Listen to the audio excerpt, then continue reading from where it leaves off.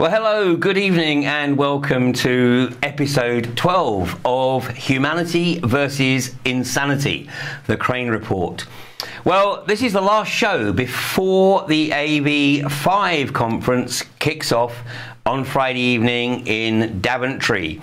And had a minor heart murmur this evening when I got a text from Greg Nicoletos saying that he had been stopped on his way out of Brisbane Airport and he'd been searched and was worried that he might not actually make it to the plane.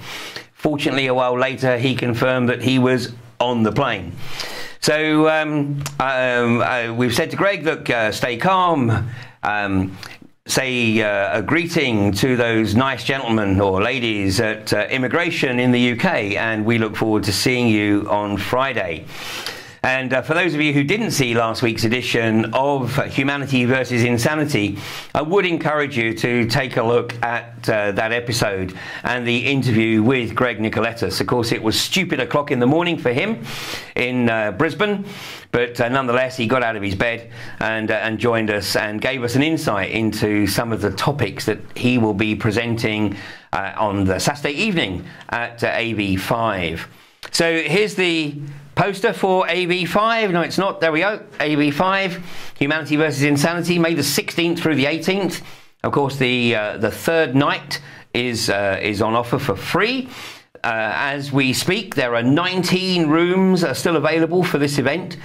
So, and if you want to book, you need to book by Wednesday evening. We actually have to close the booking line at 6 o'clock this coming Wednesday evening, so that the hotel have final numbers for the food. So go to www.alternativeview.co.uk or to my own website, ianrcrane.com. Now, we're going to be really covering a lot of ground at Alternative View, and this is quite probably the first time that I will have been to a conference where I want to actually listen to what every single speaker has to say, because what I'm becoming very aware of is that every speaker's presentation will actually dovetail. It hasn't been planned this way, they're not colluding, but their presentations are dovetailing together nicely. Not only in terms of presenting the bigger picture, but also in terms of looking at the solutions, the potential solutions as to how we can break through this insanity that is unfolding. And I don't need to really go into a lot more detail this evening because we're going to have that opportunity at the weekend. And next Monday evening, of course, we'll be able to give a summary of what was discussed at AV5. So tonight, I'm joined by another of the speakers at AV5. And this is a young man that I first met, I think, a couple of years ago when Richard D. Hall was filming one of his programs in Weston-super-Mare, and Neil and I were alongside each other on Richard's sofa. So Neil's speciality is mind control, the means by which the establishment effectively influence our behavior. And I know that Neil has a very exciting and a very unusual presentation for us at AV5.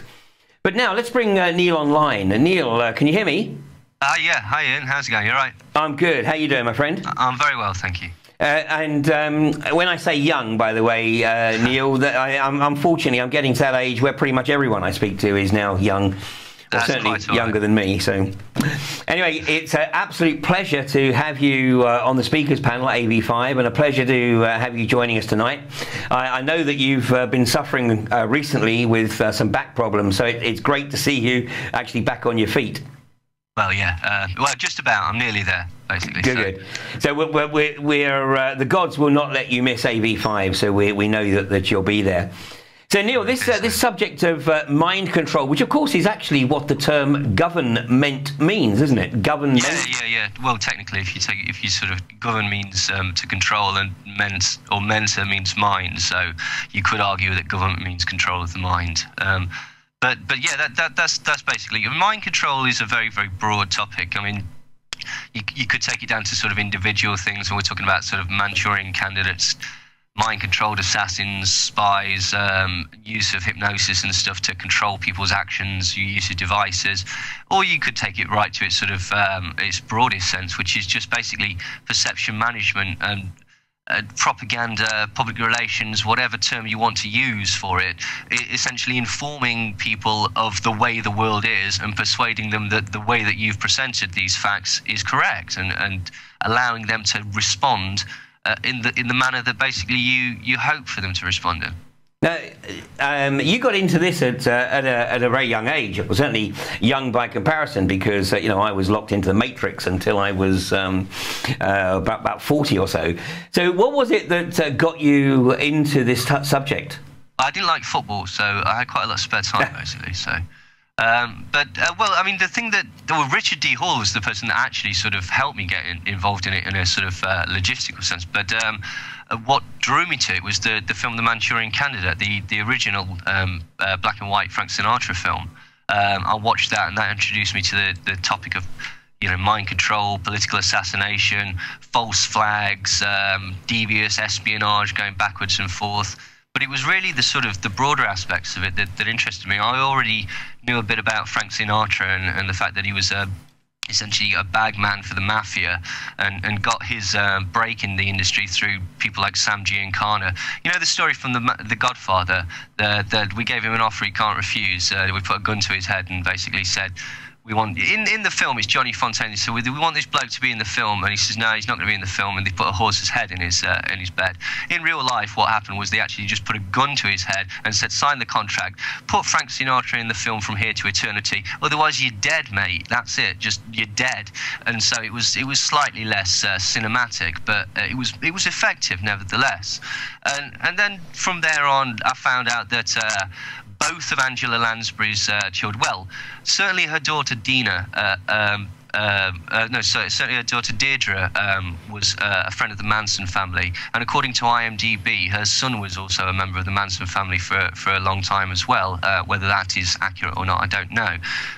But obviously, she was the star of the film, and that dovetailed into certain other elements.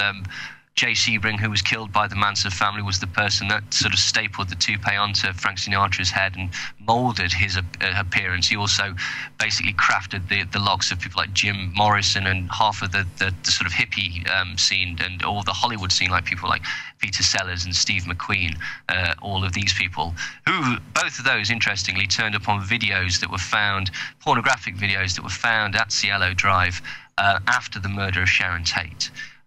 Prior to obviously being murdered, Roman Polanski and Sharon Tate had actually entertained John Frankenheimer. John Frankenheimer was the director of The Manchurian Candidate. He'd been there for dinner with Senator Robert Kennedy.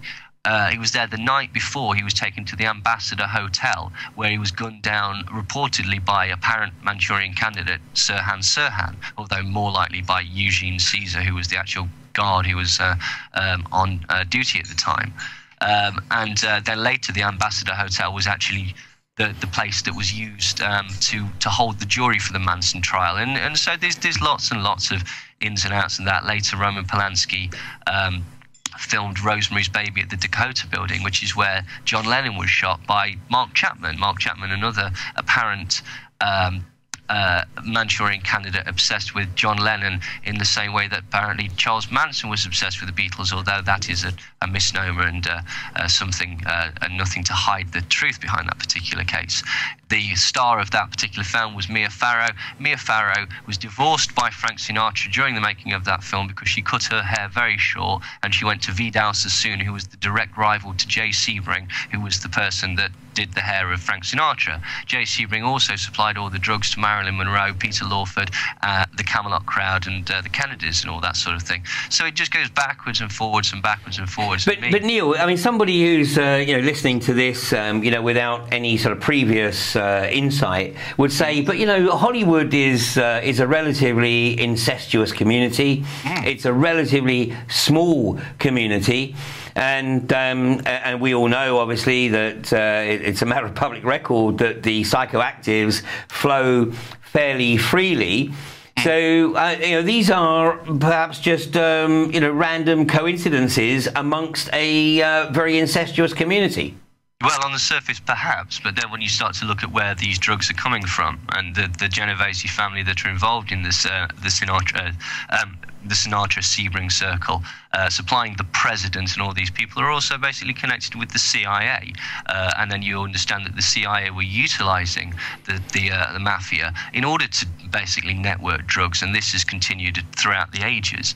You can then look at the sort of, again, the mind control programs and the escalants. If you wanted to talk about the, say, the human potential movement, which was the essentially the hippie movement, the New Age movement that started in the 60s in Haight-Ashbury and such like that, were offshoots of MK Ultra and MK Often, and this is provable. Basically, all the sort of the gurus. There were experiments in trying to organize society and trying to see what we could do if we introduce certain elements into society and try and, it's a stimulus response test, essentially, with a huge guinea pig cage that was the west coast of America at that particular time. But you can only have so many connections and so many... when you start to look at it in a sort of deeper, the amount of crimes that were covered up because of it as well, that must have had the involvement of certain higher-up people. It would appear in a lot of these cases that the criminals that got caught, for example, in Charles Manson or whatever, were really there to sort of try and disguise the fact that, devious and despicable as they were, no doubt, were there to disguise sort of broader connections to intelligence agencies and such like that. And a lot of this is also basically in their... in their declassified documents, the MK Ultra doctors like William Joseph Bryan, who turned out to have treated Sirhan on several occasions, and also was the person who managed to wrangle the confession out of the Boston Strangler. He was the person that was the technical advisor to the film The Manchurian Candidate, and so he was bringing his expertise. He was accused of being the person that programmed Sirhan to fire blanks at Robert Kennedy when Robert Kennedy was suspiciously trying to get rid of the mafia. This is the same mafia that actually basically got him and his brother into power, particularly against Sam Giancana in Chicago. And also Ted Kennedy, who was instrumental in bringing forth both the expose of MK Ultra and also dealings with the mafia and stuff. Himself made his family made his money through bootlegging. And so again, what you see when all of these exposes, that's what became sort of apparent to me, was a lot of these exposes, or so-called exposes, are actually damage control things. If you look at the two hearings that have had, like the Valachi papers and the commission report and all these things with the mafia and the expose of the mafia and the explanation of the mafia to the broader public, certainly in America, you discover that the people involved in it, like Giuliani and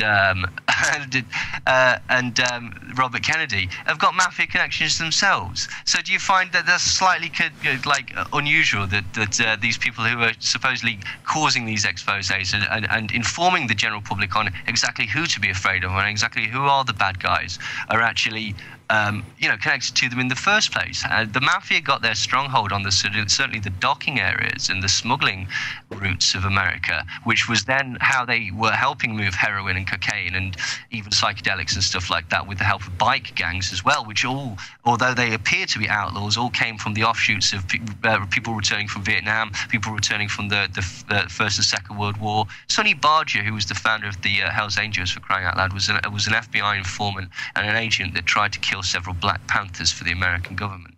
And so, like, all of these things, they're set up, if you see what I mean, to be, as you were talking about earlier, it would appear to be a controlled opposition. And so there comes a point when it's not just sort of bleed over and people moving into the same circles. It becomes a web. It becomes an entire web of people. And as I said, I didn't clarify that. The explanation of how the mafia got their stronghold, which allowed them to be the device by which the intelligence agencies moved drugs about in America was through Lucky Luciano being released through from jail and allowed to control the docking area in New York after a false flag operation set up by J. Edgar Hoover and the FBI. They blew up a boat in their own harbour and says, well, we don't know what to do about this. This was obviously the Germans or somebody like that. We need an organisation that already has you know, an infrastructure to take over the security of this region. Well, what about the mafia? But officially at that time, the mafia didn't exist. So, you know, they're using an organisation, a criminal organisation, and wiping off the crimes of these people, setting up them as with a very, very, very powerful and lucrative infrastructure, whilst at the same time proclaiming to the general public that this organisation doesn't exist and there's no such thing as organised crime in America. And if I remember rightly, Jimmy Hoffa, who was the leader of the trades unions, was a little bit of an opponent to the mafia takeover, and so Hoffa was dealt with in rather unceremonious manner. I don't think we'll find Jimmy Hoffa. No, we'll put it that way, shall we? Yeah, but yeah, I mean, it's fascinating, and like, I mean, you know, I was always a bit of a sort of like interested in the sort of crime element, you know, anything that's a bit out of the ordinary. And you discover that basically, as I say, organised crime, you think about it in a logical sense, that in one sense you're told that you've got this all-pervasive, all-powerful, you know, NSA, that every single phone call is tested and, you know, and your emails are read, etc., etc., etc., and yet they can't catch Jimmy the what's it called, who everybody knows in the name of, oh, come on. People are allowed to act with impunity. I mean, this has been proven time and time again with certain people. I can't remember the name of the guy now. The Irish mobster that recently got indicted for a series of 19 murders. I can't remember his name. But he was essentially an FBI informant for many, many years. And allowed to act with impunity in exchange for giving information about the Patriarcha crime family. His name will come to me. He's an Irish mob boss, and his character was that James Whitey Bulger. Thank you very much. Yes, okay. Whitey Bulger. Yeah, but he was also involved in MK Ultra experiments. He was given certain hallucinogens and various other tests that would be deemed ethically indefensible nowadays in the search for cures for schizophrenia, apparently. And the argument has been made that this amplified, perhaps, or you know, honed his less admirable but more efficient criminal attributes, perhaps. And so again, you know, there are ties with a lot of these people that seem to suggest, hang on, this is very, very unusual that this seems to be going on. Now, Neil, there were some experiments done in the Netherlands in the 1980s with psychoactives, and generally it was people who had already taken them voluntarily and then had agreed to participate, and this manifested as a book, which will come to me in just a second. But what this research established was that when people take psychoactives and you know, they go into an alternate reality, it's a real test of the soul, because you know, one is subjected to temptation to take a path that is somewhat less than benign towards your fellow man, but tends to offer significant material reward, versus the other path where the integrity of the individual is upheld, and those dark entities that breach the psyche during the psychoactive journey are unable to break the sovereignty of the soul, and at that point, if you like, that individual effectively becomes a being of light, and from that point forward, the dark entities can no longer effectively utilize them. So the one thing that, you know, these psychoactive experiments do one thing that the psychoactive application does is determine which side an individual is going to bat for. Oh, right, that's interesting. Yeah.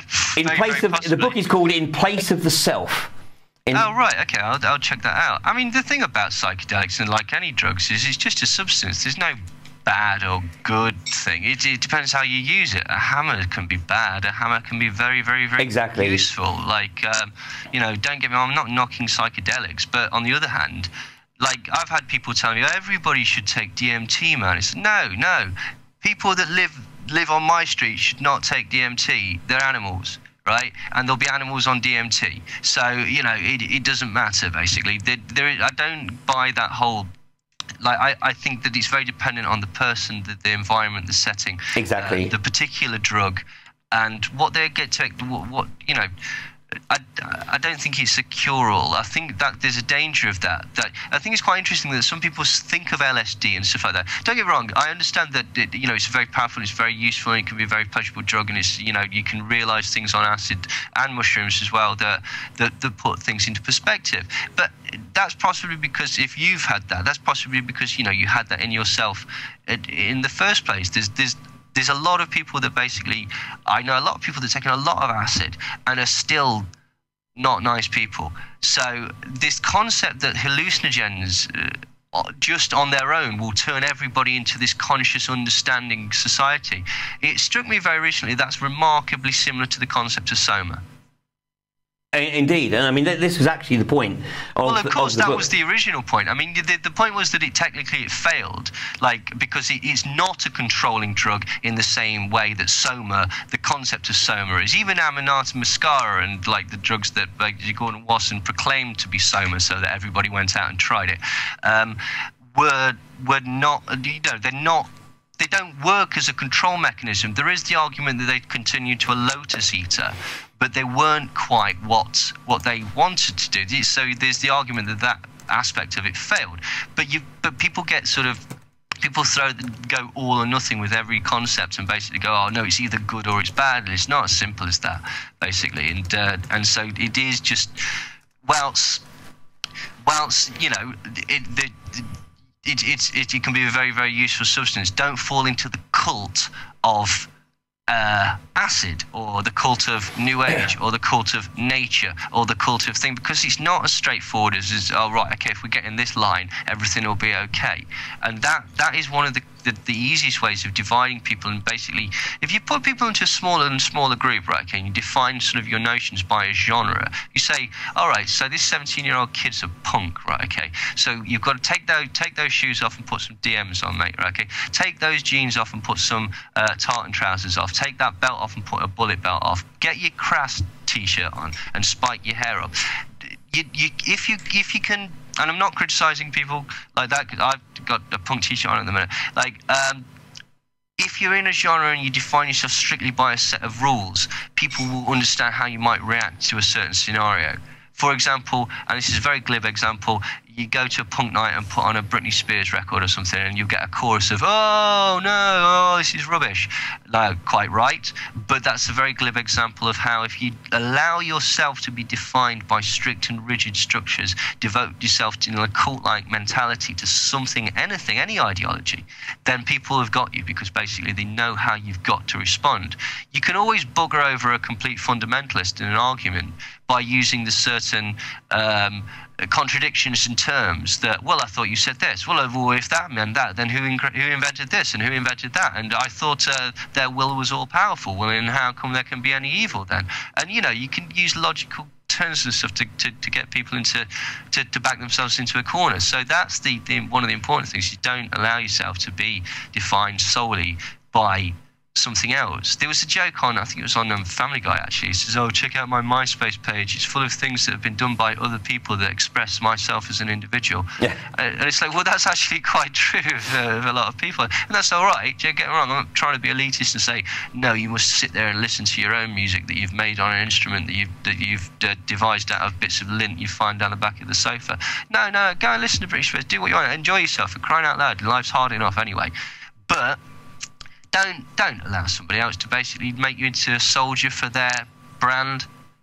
Well, I mean, again, it's subjugation in one way, shape or form. By the way, yeah. I just want to make the observation, I mean, because you mentioned R. Gordon Wasson, who was probably one of the pioneers of ethnoecology. Yeah. And I mean, he did some outstanding pioneering work, of course, in terms of the natural psychoactives that were used in the Amazon. And later in life, of course, he became a vice president at JP Morgan.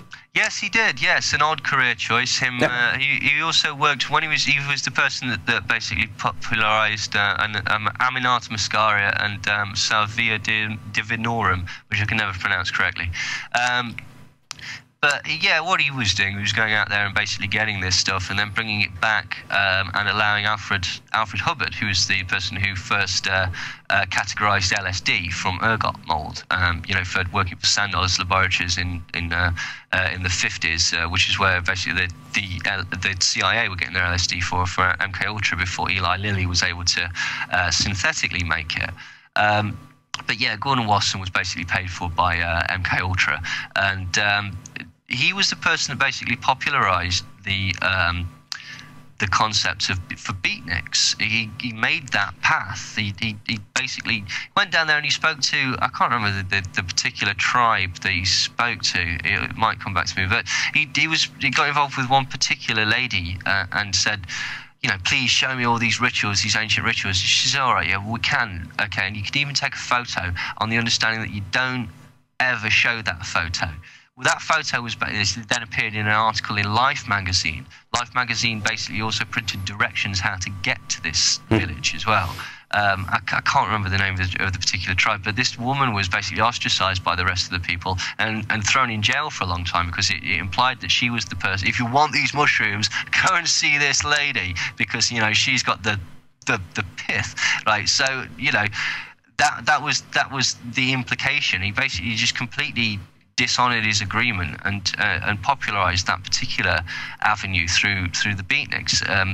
A lot of his financing apparently came from Aldous Huxley, and it's very, very curious that Aldous Huxley, who's also appeared to be part of the Tavistock Institute, also appeared to be heavily involved with Timothy Leary, also appeared to be heavily involved in the promulgation and the promotion of LSD, psychedelics, the New Age hippie movement, etc., in the 60s, which is, but on itself, let me get this clear, there's nothing wrong with that movement, but you've got to understand that what it was there for, or what it would appear that these movements are there for, is to move people away from politicization into the arena of drugs and mysticism. Well, exactly. Because basically then you can arrest them. Well, and that's exactly, of course, Dr. John Coleman's comment and observation in the first print of Committee of 300, which he first published in 1986, and he made the observation that the New Age movement, the hippie culture, was a deliberate CIA creation to take those who were of obviously a high level of intellect, who had the potential to become some pretty serious political opponents, and literally just encourage them to tune in and drop out. Yeah, well, quite exactly. I mean, Timothy Leary himself basically admitted on numerous occasions that he was financed and worked for the CIA. And when he got thrown out of Harvard, he went and worked at the Hitchcock Mellon estate. The Hitchcock Mellon are one of these banking scions and people that basically financed through the financed various elements of MK Ultra, and then the Tavistock Institute was also prevalent through again I forget the banking family, another very prominent banking family that basically financed the institute and allowed for them to basically promote this kind of thing. Timothy Leary was also rescued from jail by members of the Weather Underground, or the Weathermen, as it's called. Bernard Doran and I forget the geezer's name, but basically Bernard Doran, like, if you again, these groups are so apparently obvious if you look back in retrospect. Oh, you're CIA, aren't you? I see what you're doing. You're rabble rousing. What you're doing is you're giving legitimate groups like the Revolutionary Action Movement and the Black Panthers a really, really bad name. And the other thing that's interesting about Bernadine Doran is of the Weathermen, is she's the person that politicized Manson, right up until that point, the point that nobody thought anything of this other than it's a drug killing. Who cares? Like, some hippies killed some Hollywood starlets, probably over drugs. Who cares? This is what happens when you get involved in drugs. Bernardine Van Doren basically put out a series of statements. They made the Weathermen declared the Peter Manson Man of the Year, and they declared 1969 the year of the fork. And she released a statement saying, "Dig it. This is a revolution." They went to those rich pigs' house and they killed them. They left forks in their bellies, and then they eat at dinner in their kitchen. And so basically what they did was they took this scruffy little drug dealer and made him into a champion of the people against the establishment. And that is very significant, and nobody ever seems to pick up on that point. Yeah, and I mean, obviously the connections just go on and on. There was one series of connections that you haven't mentioned, and I'm sure you got a comment on it. I mean, the Reagan, the attempt on Reagan's life, which was March 30th, 1981, and of course his alleged attempted or would-be assassin was John Hinckley Jr. Yeah. Yet what is interesting, of course, is that Hinckley's father was a major financier of George H.W. Bush, Reagan's vice president, and Hinckley's brother had actually had dinner with one of the Bush family the night before. Yes. And what is also interesting is that Reagan himself stated, because of course he did survive, Reagan himself stated that he actually didn't feel any pain until he was thrown across the back seat of the car by his bodyguard. So the conjecture is that it was actually the bodyguard that fired the shot, and the bodyguard actually messed up because he didn't kill Reagan. And of course, as has been ascertained, it was pretty much impossible for Hinckley to have fired the bullet that actually went into Reagan due to the position that he was standing behind the car. But then there's one aspect of this that very, very few people are aware of. Like I said, George H.W. Bush was Reagan's vice president, and the following day, on which would have been March 31st of 1981, an exercise was planned. And that exercise was the swearing in of the vice president into the presidential office in the event of the president being assassinated. Odd that. And who was it that was ex-CIA, and so probably had an insight to the security? Oh, it was George H.W. Bush. Oh, yeah, that was it. And of course, he was pretty much it's pretty much accepted that he was part of the crew at Dealey Plaza in Dallas in 1963. Yeah. Well, I mean, Reagan himself is a complete example of a public relations. He's not a politician. Like, he's not a politician at all. He's a personality. He wasn't much of a bloody personality, actually. If you've ever seen him in his films, like, every time he walks on, you'd think that somebody's, like, thrown a chair on set. He's that wood. But basically, I was looking at his approval ratings. Like, he won every state but one when he was re-elected, or when he was first elected, or something like that. It was like 49 states went to Reagan. That's incredible. Like, but. Yeah, but they voted for him. They voted for him because they knew damn well there was no possible way that George H.W. Bush was going to be elected. So they needed a vehicle. They needed a vehicle to get George H.W. Bush into effectively the White House. So he was Reagan's vice president. So he rode into the vice presidential office on the back of Reagan. So he ended up with 8 years as vice president to Reagan, when we actually know that he was obviously Reagan's puppet master.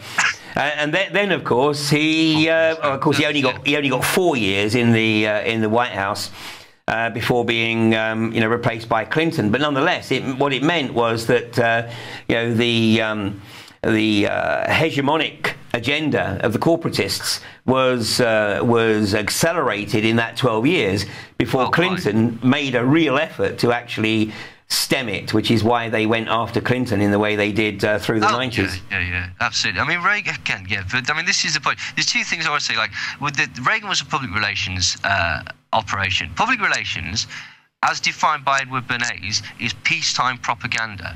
He says we cannot use the phrase propaganda when we talk about peacetime propaganda, as due to the First and Second World War and its involvement with Nazis and communists, the phrase propaganda has got negative connotations. Yep. So we need to market a new phrase. The new phrase that they marketed to basically get away with peacetime propaganda was public relations. And again, this is a perfect example of what you'd call third-party advocacy or celebrity endorsements. People voted for Ronald Reagan because of the parasocial relationship that they had with him, the understanding that they had with him as a celebrity as defined in an ideologue by his marketing. The same with Schwarzenegger when he got elected as governor of California. Nobody knows what Arnold Schwarzenegger's like. Nobody knows. Arnold Schwarzenegger, well, he's a really good guy. Hang on, I thought his dad was SS. He got kicked out of certain weightlifting organisations for promoting speeches of Hitler. And he's very, very sort of touchy-feely with a lot of people. Ronald Reagan, I don't know if a lot of people would have voted for Ronald Reagan if they knew that it was his gun that killed Jay Sebring.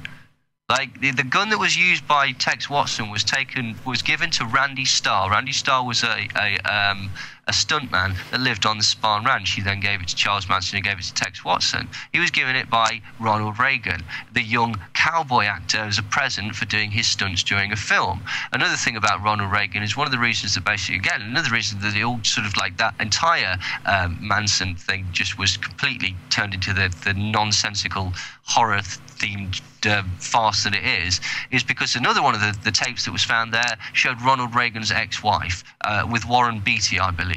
And he was at the time the governor of California, was being groomed to be no, I don't believe he was. I think it was Jerry Brown at the time, but he was certainly being groomed to be the governor of California, and so it wasn't particularly good for his political career. Well, hey, listen, I mean, you're going to take us through more of these connections at AV5, but now I want to touch on Darren Brown, because Darren Brown is presented in the UK as the entertainment version of what is effectively manipulation. Manipulation. And I have to say, I mean, I took the time out when I came back into the UK to watch a lot of Darren Brown's programs. And I mean, assuming that they are as they are presented, I mean, some of the stunts are truly staggering. Now, if this is what we're looking at as entertainment, then obviously this is just a thin end of a very large wedge as to what is feasible on a much deeper level. Oh yeah, I mean, Darren Brown is quite clever because it does two things. I mean, it shows you some of the things that can be done. And he's got an incredible plethora of techniques. He knows NLP, he knows some incredible induction techniques and waking hypnosis techniques, stuff that I've sat there and watched a couple of his things with people that have done hypnosis for 20, 25 years. And there's this one bit where he puts people behind a screen, and the second they go behind this curtain, they start screaming really loud, and we've watched it over and over again, and we cannot figure out at what point he induces them. He's a genius. Some of it's camera trickery, some of it is just flim-flam. It's just there basically it's a magic show. But because of that, it allows for that dismissal of it. Basically you say, oh, did you see the word when he made that person shoot Stephen Fry? Yes, come on, Neil. It's only entertainment. But then at the same time, people can use it. Of course, they come and say, I knew all about this along. You saw all the subliminal stuff that Darren Brown does and stuff like that. And it certainly can work. There are particular techniques that are incredibly powerful. I'll tell you what's interesting as well. You put in the element of fatigue or trauma or isolation or confusion or just basically something as simple as music in the background or white noise or anything just to fill your headspace, because you've got finite, think of it like bandwidth. This is how much information you can take in. So if I'm doing this in the corner whilst you're trying to concentrate and do some maths problems, you're going to go, stop doing that, Neil, you're irritating the hell out of me, you're really distracting me. That's the same way that's why we'll have, say, music in supermarkets, or why they have music on whilst you're waiting to get through to the person that's not going to help you with your banking inquiry or whatever, because it fills your brain and stops you thinking, what the bloody hell am I doing, wasting my day doing this? Or it lowers your rationality and it lowers your sort of critical analysis, because, as I say, it's like spinning plates. The more things that are going on, the more you can basically, manipulate people. And it all comes down to this, right? The key principle of controlling somebody or being able to manipulate somebody, well, there's two ways that you can do it. You can either there's several, but the easiest way is to either get somebody into a herd mentality with an authoritarian person, third-party advocacy, celebrity endorsement, just a large, powerful group or a large brand identity, get somebody involved in a herd mentality like that, or isolate them and overstimulate them, because then basically they become like a sort of vegetable, to be quite honest. And that's why people are put in isolation 24 hours a day with white noise being played on them or something like that, because it's the isolation and the overstimulation of the brain. It basically causes you to snap because you can't take it in. What's very interesting is that the one thing that causes, there's several things that cause complete isolation but also overstimulation of the brain are social media, Twitter, Facebook, smartphones, anything that involves you staring like a zombie at your hand. So, is that by mistake? No, absolutely. I mean, we're going to be addressing the smart agenda, which, by the way, is about to be, I think, rebranded as the safe agenda, because they're going to, start promoting it on the basis of your safety. People are beginning to latch on to the connotations of the smart agendas. Excuse me, smartphone, smart meter, smart card, the whole damn ball game. You know what? But there's actually interesting. There was a headline. I think it was in either Today or one of the weekend papers, and the headline, it said "the zombie government." And I thought, oh my God! Actually, at last somebody's actually woken up to the reality that these people are just zombies. Yeah. But, you're absolutely right. I mean, and now they're talking about putting Parliament on a 19-day break because there's nothing for them to do, because, of course, we're ruled from Brussels. And, when Parliament, the only time that Parliament basically is full is Wednesdays for Parliament, Prime Minister's questions. And that's happy hour, probably. Yeah, exactly. And that's because that goes out live, but the rest of the time, there's hardly anybody in Parliament, and those that are there, apart from the one that's speaking, like you say, have got their face buried into their iPhone or their iPad or whatever. And of course, what we see around the streets, I mean, we've all seen the horrendous photographs of groups of kids, who should be interacting, should be socializing, should actually be playing. Yeah. But what are they doing? They've got their face buried in their smartphone and on Facebook, and it's more about sort of keeping people locked into this and trying to make sure that they don't actually develop any emotions. Yes, that's true, because it's the distancing. I mean, but anybody will tell you this is why people get into this, like any sort of telephoto journalist will say this. That's the distancing yourself is surprisingly effective. Looking at something through a screen, it makes it not real, and it makes it like it can't hurt you. And so it's you kind of skating around the periphery. You can cater yourself for the online world, because basically that's what you want to do, but you're never going to be completely honest. You're going to tell people the things that are going to get the best response, or that basically are going to get the most popular, or tell the joke that you're not going to tell a racist joke, because basically a lot of people will go, hang on, you can't do that, certainly on Twitter. You're going to get a backlash or whatever. And again, rightly so, probably. But the point being is that it makes you less social. The more you're involved in social media, the less actual social it means. It breeds narcissism, and it also tells you that the social version of you, this carefully constructed, edited highlights, is more popular than you. And just to sort of go back, just to say quickly about what you were saying about the politicians, well, of course they do nothing, and of course they've got nothing to do, because what is a politician's job to do? I know that a politician's job is to pretend that they wish to change the world, but no. A politician's job is to manage society and to maintain equilibrium. That is it. Exactly. And to give you the impression that you've got to say, but you haven't. Exactly, and I know that in your AV5 presentation, you're actually going to be breaking down some of the techniques used by the political frontmen and women who are used to literally manipulate the population. And it's like all things, you know, when you realise the manipulation, when you realise the trick, once you've seen how the conjurer does it, then you're not fooled any longer. It's the same basically premise through presentation of image in advertising, in media, through the use of words in advertising and marketing, and that runs the gamut through the whole thing, through the idea of celebrity right up to basically selling politicians, selling ideas, selling war, selling everything like that. But it's going to be done. It's going to be a sales seminar. So I'm going to be telling you how to be a better salesman. So I'm going to be telling you the techniques that basically is an insider view, so to speak, telling you how to maximize your sell potential and basically really hit that demographic hard. Excellent. Neil, thank you very much for joining us tonight on Humanity versus Insanity. I am really looking forward to your presentation at AV5, so see you at the weekend. Meanwhile, as I'm sure everyone out there realizes, your government, your mind controllers do not have your best interests at heart. Doesn't matter which direction you look, the puppet government of the global corporatists do not have any intention of looking after your best interests.